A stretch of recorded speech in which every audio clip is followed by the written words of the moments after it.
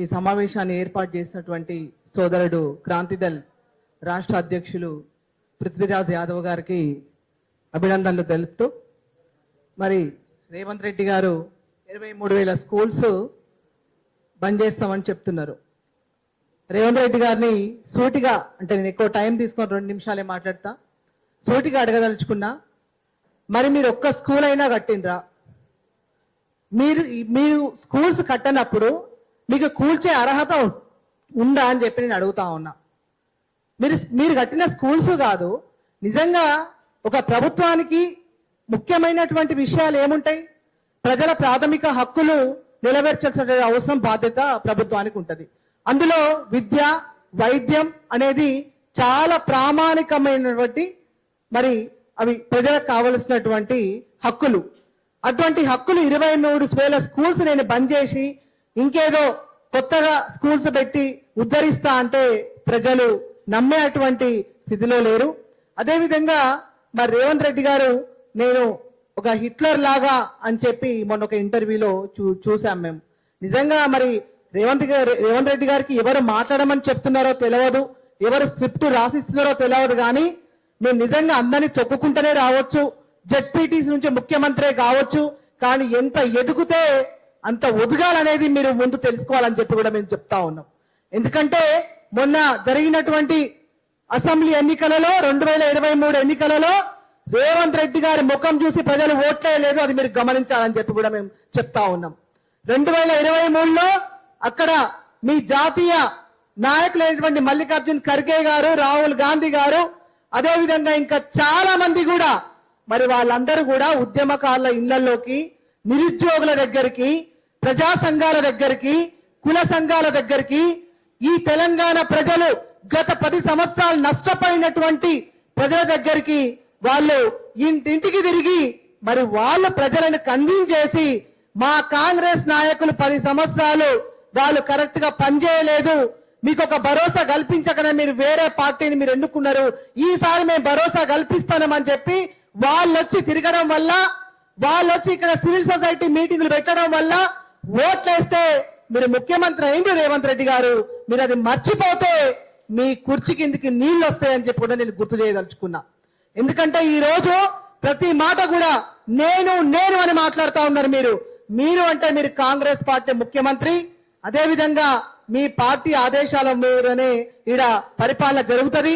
మేము కూడా ఒక నియంతృత్వ పాలన, ఒక భూస్వాముల పాలన వద్దని చెప్పి, కాంగ్రెస్ పార్టీ అయితే ఒక ప్రజాస్వామ్య పాలన ఉంటది, చాలా మంది నాయకులు ఉంటారు, కుటుంబ పాలన ఉండదు, మరి ఒక సామాజిక న్యాయం జరుగుతుందనే ఒక ఉద్దేశంతో పృథ్వీరాజ్ లాంటి వాళ్ళు, నా లాంటి వాళ్ళు, ఇంకా చాలా మందిని కూడా మేము కాంగ్రెస్ పార్టీకి మద్దతు పలకడం జరిగింది.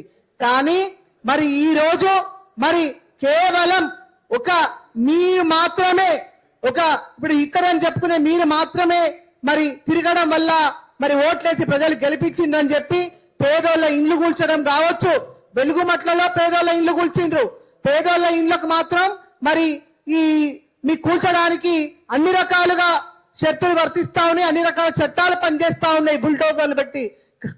కానీ మరి ఎవరైతే ఒక భూస్వాములు, పెట్టుబడిదారులు, ధనవంతులు, వాళ్ళ ఇల్లు మాత్రం మీకు కూల్చడానికి మీకు మనసు రావట్లేదు, ఎందుకంటే వాళ్ళు మీరంతా దోస్తులు కాబట్టి. మరి అట్లాంటప్పుడు ఇది ప్రజాస్వామ్యమా, పెట్టుబడి స్వామ్యమా, ధనస్వామ్యమా అని చెప్పి కూడా వాళ్ళు మేము గుర్తు చేయదలుచుకున్నాం.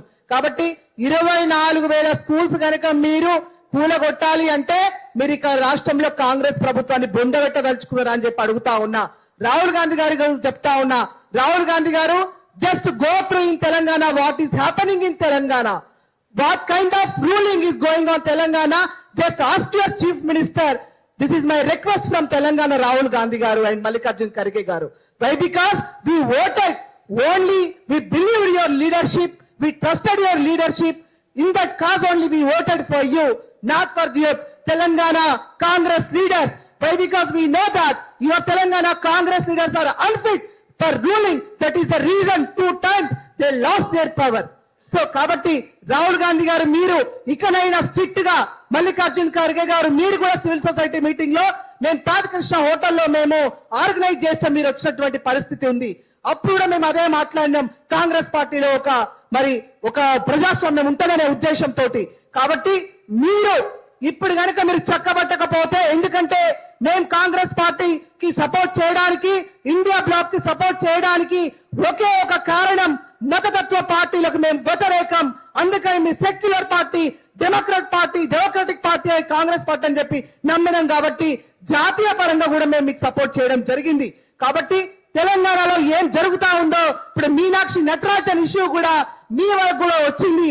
కాబట్టి ఇక్కడ నుండైనా మీ ఇక్కడ ఉన్నటువంటి పరిపాలనను చక్కదిద్దుకోకపోతే పూర్తిగా మీ కాంగ్రెస్ పార్టీని ఇక్కడ ప్రజలు బొందబెట్టరని చెప్పి గుర్తు చేస్తూ, రేవంత్ రెడ్డి గారు you are not a Hitler, మీరు ఒక democratic leader, democratic chief minister అని చెప్పి మీకు గుర్తు చేయదలుచుకున్నారు. కాబట్టి ఆ పద్ధతిలో పరిపాలన చేయాలని చెప్పి కూడా చెప్తూ 24,000 స్కూల్స్ కి ఖచ్చితంగా మీరు బంద్ చేయడం కాదు, వాటికి కావలసినటువంటి మరమ్మతులతోటి ముందు విద్య మీద, వ్యాపారం మీద మీ యొక్క పరిపాలన కేంద్రీకరించవలసిందిగా మిమ్మల్ని నేను డిమాండ్ చేస్తుందని చెప్పి తెలియజేసుకుంటూ, ఈ అవకాశం ఇచ్చిన సోదరుడికి పృథ్వీరాజ్ గారికి, వారి సభ్యులకు అందరికి కూడా ఉద్యమ అభివందనాలు చెప్తూ, జై తెలంగాణ, జై సామాజిక తెలంగాణ.